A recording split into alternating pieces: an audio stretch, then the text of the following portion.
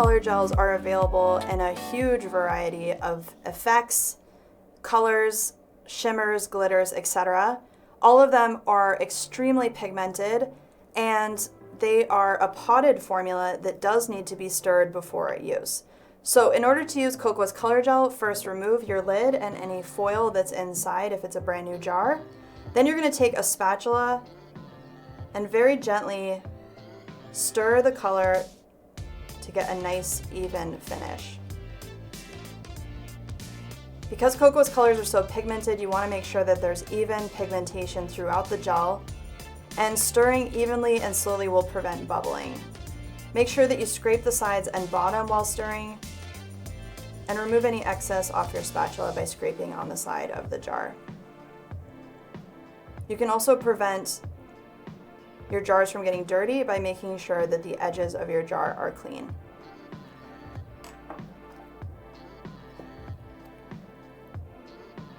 Start your Kokoist color service with your base coat of choice. I have previously applied the Platinum Bond base coat on the nail already, and I cured it for 30 seconds in an LED lamp, and now I'm going to proceed with the color application. Using the Kokoist round brush, I'm going to pick up a small amount of color on one side of my brush and apply evenly to the nail surface. Starting in the middle of the nail and painting towards the tip of the nail first allows for much easier color application. You can then apply the color very close to the cuticle without touching, and cleanly along both side walls. Any gel that touches the skin can be easily removed. And also, one quick tip is make sure you keep an eye on your brush angle.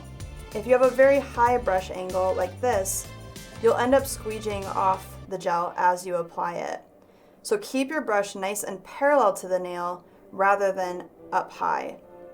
Apply the gel in a parallel motion to the nail, and the brush will distribute and deposit color rather than removing it.